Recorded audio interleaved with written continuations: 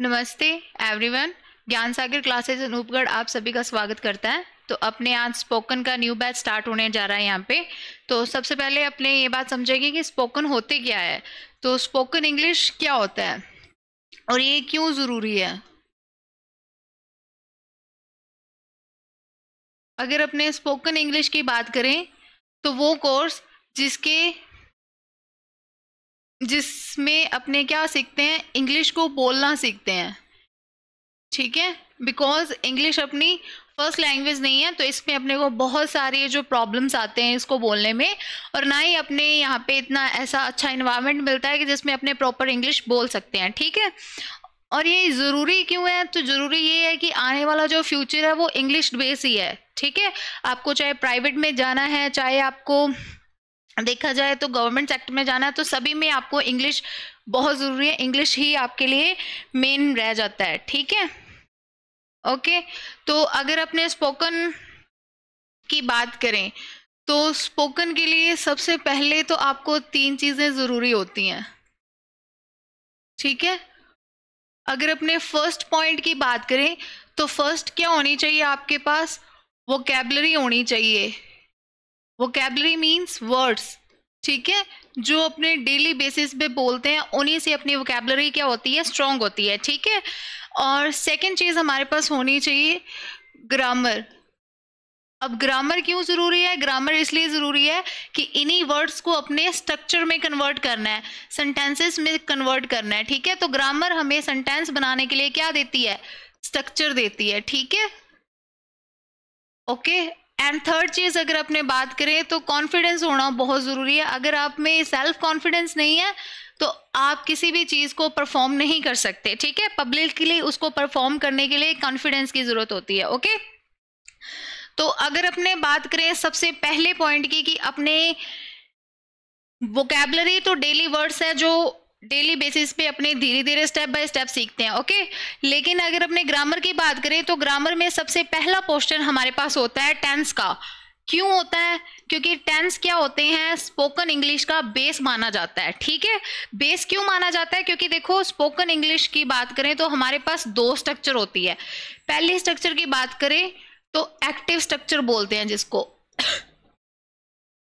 ठीक है, और दूसरी स्ट्रक्चर की बात करें तो जिसको अपने पैसिव स्ट्रक्चर बोलते हैं।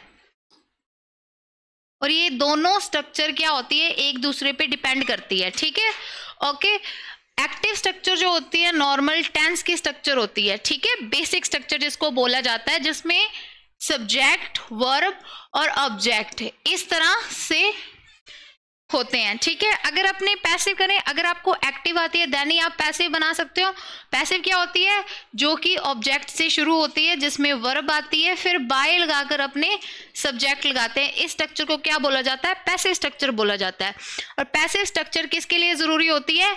एडवांस इंग्लिश के लिए। ठीक है, एडवांस इंग्लिश के लिए कौन सी स्ट्रक्चर चाहिए होती है? पैसिव। ठीक है, तो सबसे पहले आपको एक्टिव स्ट्रक्चर आनी चाहिए, और एक्टिव स्ट्रक्चर के लिए आपको टेंस सीखने पड़ेंगे। अगर आपको टेंस प्रॉपर आते हैं देन ही आप एक्टिव स्ट्रक्चर कर सकते हो। ठीक है, और अगर अपने बात करें तो सभी में, चाहे वो एक्टिव स्ट्रक्चर है चाहे फिर वो पैसिव स्ट्रक्चर है, या फिर अदरवाइज कोई भी इंग्लिश की कोई भी स्ट्रक्चर मान लो आप। ठीक है, सब में 3 चीज कॉमन होती हैं। ठीक है, सब्जेक्ट, वर्ब और ऑब्जेक्ट। ठीक है, ये 3 चीज सभी में कॉमन होगी। ठीक है, अगर आपको ये तीनों चीजें फाइंड करनी आती है किसी भी सेंटेंस में, देन आप इजीली क्या कर सकते हो, किसी भी स्ट्रक्चर से सेंटेंस बना सकते हो। ठीक है, अब देखो सबसे पहले अपने ऑब्जेक्ट की बात करते हैं। तो ऑब्जेक्ट क्या होता है? जो करता होता है। ठीक है, जो कि क्या करता है? जो काम करता है।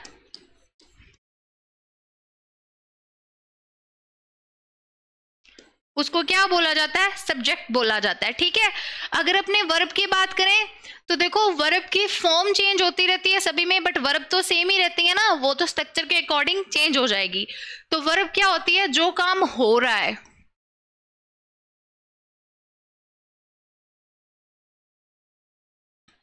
जो काम हो रहा है उसको क्या बोलते हैं? वर्ब बोलते हैं, जिसको अपने हिंदी में क्या बोलते हैं?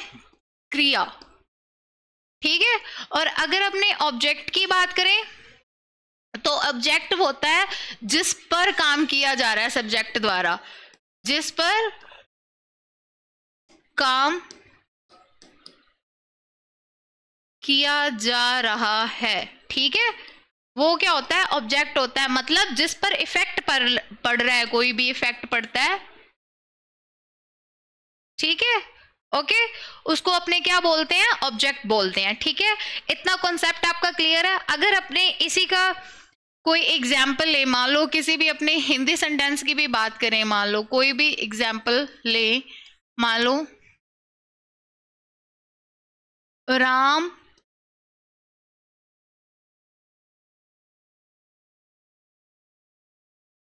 खेलता है, ठीक है, मैदान में खेलता है। ओके, अब देखो अगर अपने इसमें तीन चीजें फाइंड करते हैं। सबसे पहले कौन कौन सी, सब्जेक्ट, वर्ब और ऑब्जेक्ट। अगर अपने इन तीनों को फाइंड कर लेते हैं तो अपने इजीली इसको बना सकते हैं। ठीक है, तो अब इसमें अगर अपने फाइंड करें तो क्या बताया था मैंने आपको, जो काम करता है, यहाँ पे काम किसके द्वारा किया जा रहा है, राम के द्वारा, क्योंकि वो क्या कर रहा है, खेल रहा है। तो ये क्या हो गया, अपना सब्जेक्ट हो गया।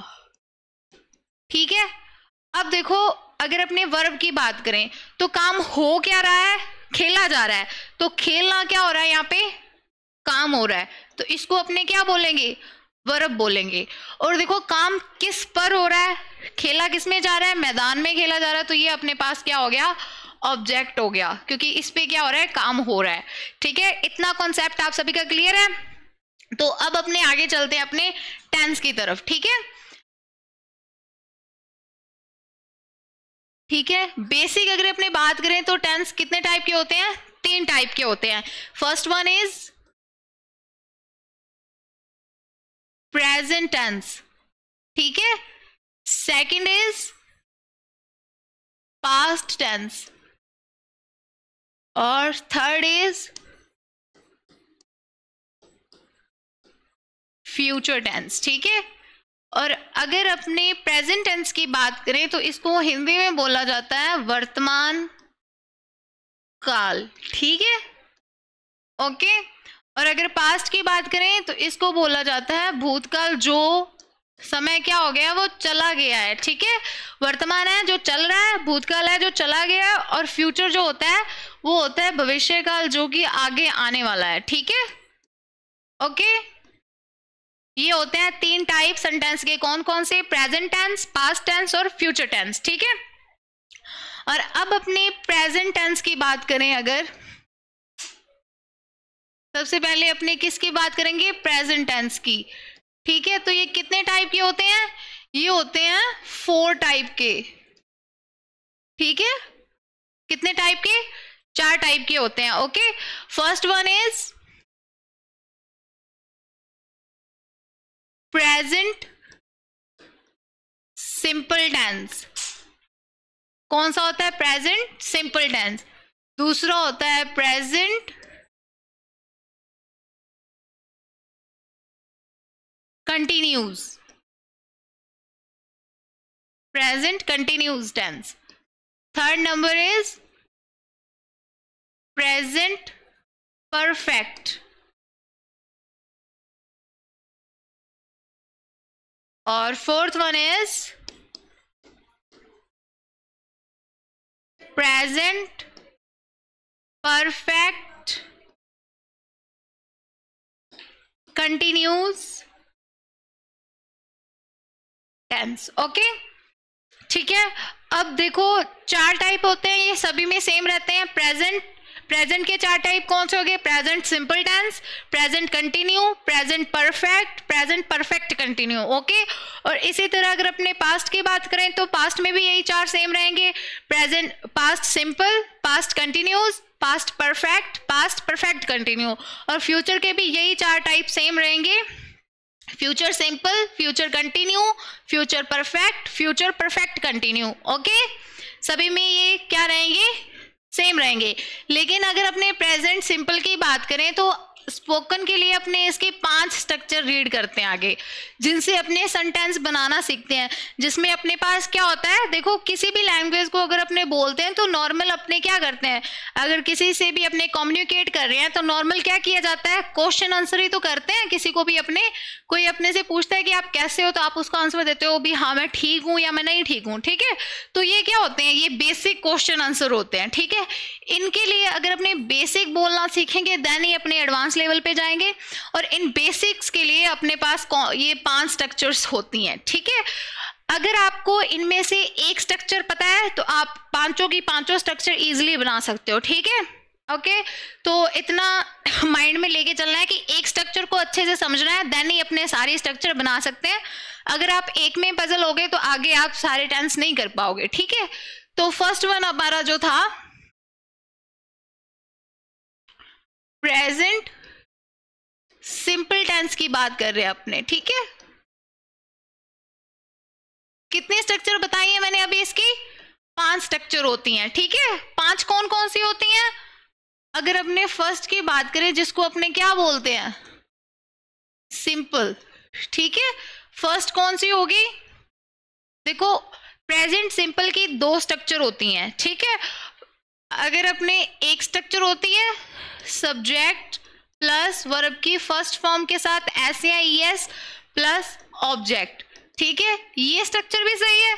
और एक स्ट्रक्चर ये होती है, ये दोनों स्ट्रक्चर अपनी जगह सही है, आप किसी का भी यूज कर सकते हो, ठीक है। दूसरी स्ट्रक्चर कौन सी होती है, subject plus do does plus verb की फर्स्ट फॉर्म प्लस ऑब्जेक्ट, ठीक है।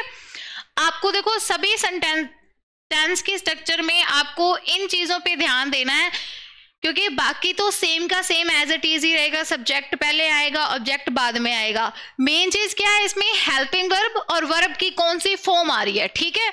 आपको हमेशा क्या याद रखना है कि जी अगर सिंपल की बात हो रही है तो डू डज के साथ वर्ब की फर्स्ट फॉर्म आएगी, ठीक है। अब देखो कोई सेंटेंस अपने बना रहे हैं वो पॉजिटिव बना रहे हैं, तो उसको अपने नेगेटिव में भी तो कन्वर्ट करना चाहेंगे, या नेगेटिव भी तो उसको बना सकते हैं, ठीक है। अगर अपने नेगेटिव बनाएंगे तो सेम स्ट्रक्चर सब्जेक्ट डू और डज प्लस, अब नॉट का एक सिंपल सा रूल होता है कि वो हमेशा कितने नंबर पे आता है, तीसरे नंबर पे आता है। अब ठीक है 70% ऑफ सेंटेंसेस में नॉट आपको 3rd नंबर पे मिलेगा, ठीक है। बाकी कुछ एक्सेप्शनल केसेस होते हैं जिनमें नोट नहीं आता, तो वो उनके पर्सनल रीजंस होते हैं, वो जब अपने आगे बढ़ेंगे तब डिस्कस करेंगे, ओके। तो वर्ब की first form plus object, okay, ये अपनी नेगेटिव की स्ट्रक्चर हो गई, ओके। देन अपने चलते हैं, देखो मेन चीज क्या है इसमें, अपने को इसका ध्यान रखना है कि डू डज के साथ वर्ब की फर्स्ट फॉर्म आएगी, नॉट हमेशा 3rd नंबर पे आएगा, तो ये अपनी सिंपल स्ट्रक्चर हो गई और ये अपनी नेगेटिव की स्ट्रक्चर होगी, ओके। अगर अपने अब देखो क्वेश्चन बनाना सीखें तो इंटेरोगेटिव स्ट्रक्चर, इंटेरोगेटिव स्ट्रक्चर कौन सी होती हैं, वो क्वेश्चन जिनका आंसर अपने सिर्फ यस और नो में देते हैं, ठीक है। जो क्वेश्चन हेल्पिंग वर्ब से बनते हैं उनको क्या बोलते हैं, इंटेरोगेटिव बोला जाता है, ठीक है। तो हेल्पिंग वर्ब से बनेंगे तो हेल्पिंग वर्ब हमारे पास क्या है, डू और डज, तो इसको अपने क्या ले आएंगे, बार ले आएंगे, डू और डज आ जाएगा, ठीक है। उसके बाद स्ट्रक्चर रहेगी सेम, सब्जेक्ट प्लस वर्ब की first form plus object plus question mark, ठीक है। वो क्वेश्चन जो हेल्पिंग वर्ब से बनते हैं उनका आंसर हमेशा किस में आता है, यस या नो में, ठीक है। इनको अपने बेसिक क्वेश्चन बोलते हैं, ठीक है। उसके बाद इन्हीं क्वेश्चनों को अपने नेगेटिव में भी बना सकते हैं, तो नेगेटिव की स्ट्रक्चर देख लो, नेगेटिव की स्ट्रक्चर क्या होगी, same do does plus subject plus note, because note हमेशा कितने नंबर पे आएगा, 3रे नंबर पे, ठीक है। फिर वर्ब की first form plus object plus question mark, ठीक है। इसी का भी आंसर अपने किस में देंगे, यस या नो में। अब देखो ये 2 स्ट्रक्चर हैं, ये किसकी हैं, वो क्वेश्चन जो हेल्पिंग वर्ब से पूछे जाते हैं जिनका आंसर यस या नो में आता है, ठीक है। और ये दोनों स्ट्रक्चर है, ये इन्हीं का क्या होता है, आंसर होता है। इसके आगे अपने यस या नो लगा के प्रॉपर एज इट इज बोल सकते हैं, ठीक है। अब देखो लास्ट स्ट्रक्चर जो रह गई है उसको अपने बोलते हैं डबल इंटेरोगेटिव, ठीक है। डबल इंटेरोगेटिव, डबल इंटेरोगेटिव क्या होता है, वो क्वेश्चन जिनमें अपने एक्सप्लेनेशन मांगा जाता है, जिनके आंसर के लिए अपने पर्सनल रीजंस होते हैं। लाइक सबसे पहले तो WH वाले वर्ड्स, ठीक है। WH वाले वर्ड कौन से होते हैं, व्हाट, व्हाई, हाउ, हु, हुम, ठीक है, वो सारे वर्ड्स। उसके बाद डू और डज, उसके बाद सब्जेक्ट, उसके बाद वर्ब की फर्स्ट फॉर्म, उसके बाद ऑब्जेक्ट और उसके बाद क्वेश्चन मार्क, ठीक है। और ये जो क्वेश्चन होते हैं जो WH वर्ड से बनते हैं ये कभी भी नेगेटिव में नहीं बनते, ठीक है। ये क्या है, रूल है कि ये कभी भी नेगेटिव में नहीं बनते, ठीक है। ओके, क्लियर, यहां तक किसी को कोई डाउट नहीं होगा, आई थिंक सो, ठीक है। अब अपने इसका कोई एग्जाम्पल बनाते हैं तो अपने ज्यादा क्लियर हो जाएंगे, ठीक है। अगर अपने एग्जाम्पल की बात करें तो वही सबसे पहले अपने सिंपल का देखते हैं। तो सिंपल का क्या बनाएंगे, देखो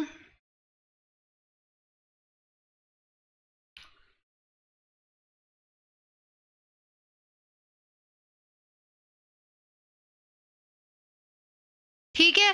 पहले आपको हिंदी में सेंटेंसेस बनाने आने चाहिए इजीली, देन ही आप उनको इंग्लिश में अच्छे से कन्वर्ट कर पाओगे। अगर आपका सेंटेंस हिंदी में सही है देन ही आपका वो इंग्लिश में सही बनेगा, ठीक है। अब देखो नेगेटिव में इसी सेंटेंस को बनाएंगे तो राम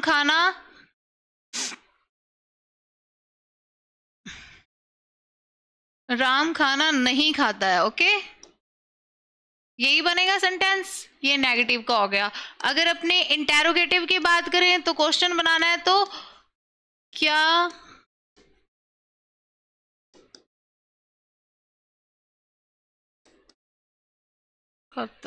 राम खाना खाता है, क्वेश्चन बन गया। अब इसी क्वेश्चन को अपने नेगेटिव इंटेरोगेटिव में चेंज करें तो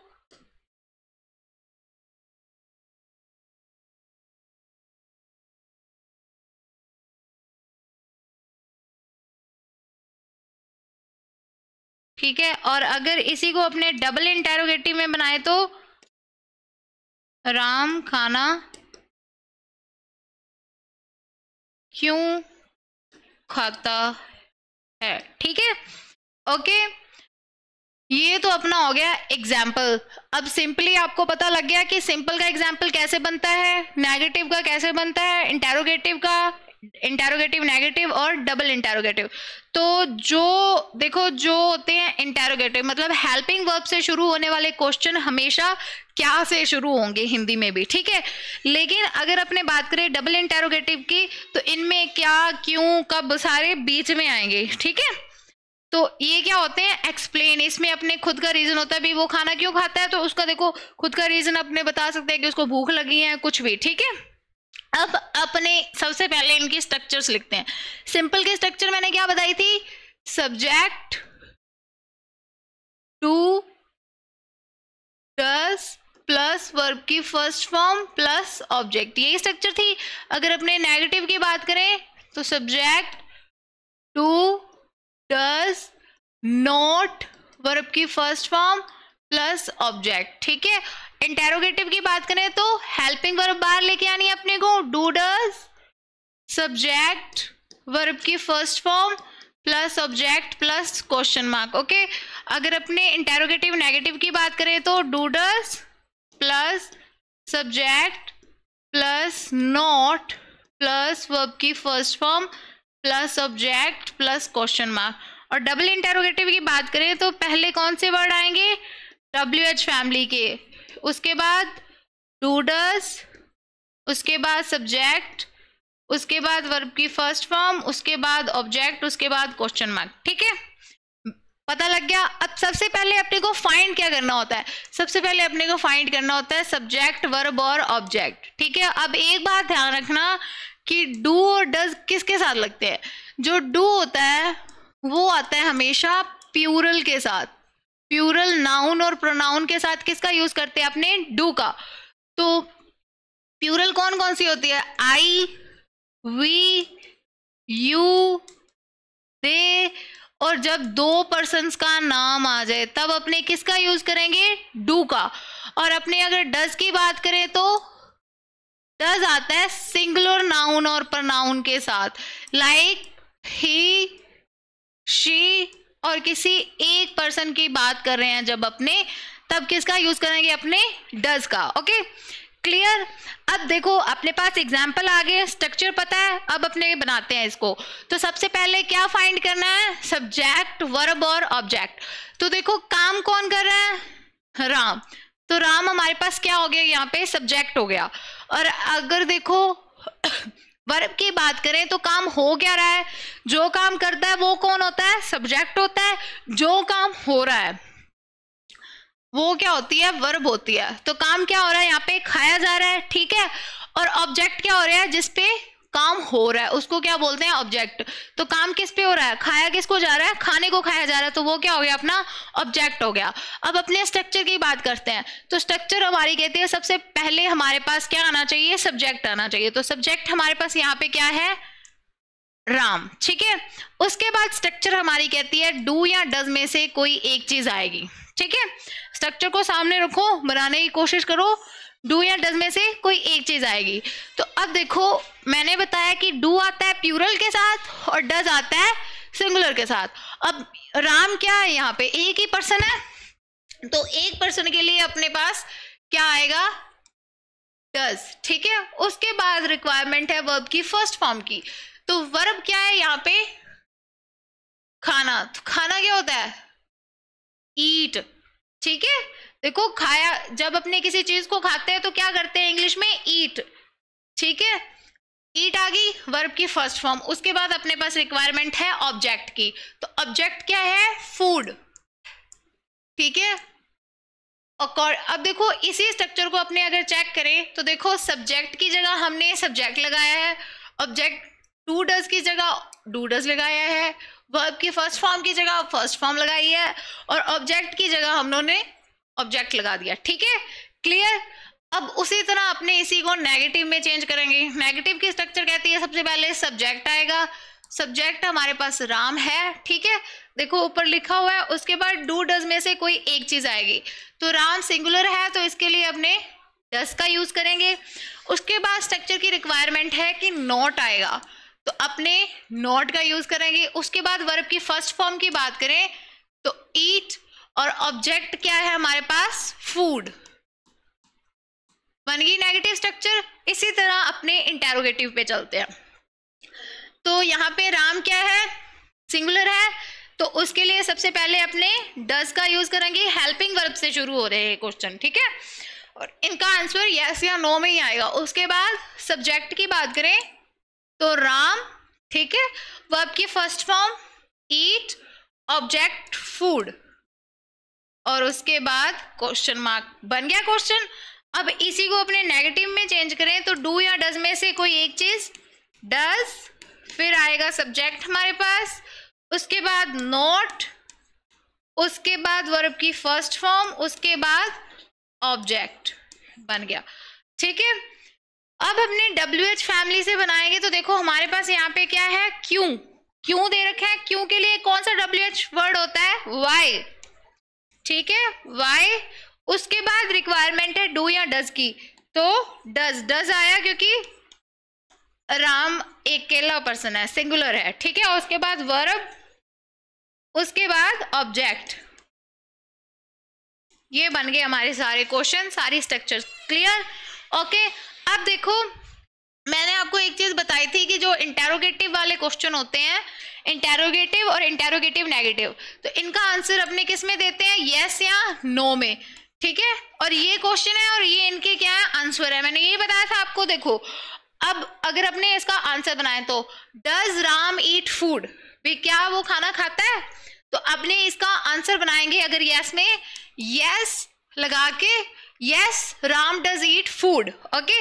अगर नो में देना है तो no Ram does not eat food, ठीक है। बन गए। आगे बस यस या नो लगाना है, बाकी स्ट्रक्चर सेम रहेगी, ठीक है। और ये जो होगा ये अपना थोड़ा पर्सनल रीजन होंगे, तो इसको एक्सप्लेन करने के लिए आपको पहले टेंस आने चाहिए, फिर ही आप इसको प्रॉपर एक्सप्लेन कर पाओगे, ठीक है।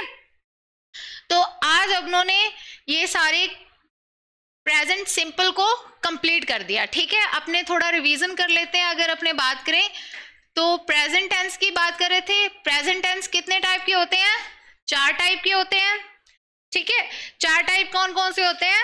Present simple, present continue, present perfect, present perfect continue, ठीक है। उसके बाद अपनों ने बात की थी प्रेजेंट सिंपल की, ठीक है, या फिर इनडेफिनिट भी बोला जाता है, ठीक है। तो इसके बाद की थी, इसके कितनी स्ट्रक्चर होती हैं आगे? 5 स्ट्रक्चर कौन कौन सी होती हैं? Simple structure, negative structure, interrogative structure, interrogative negative और डबल इंटेरोगेटिव, ठीक है।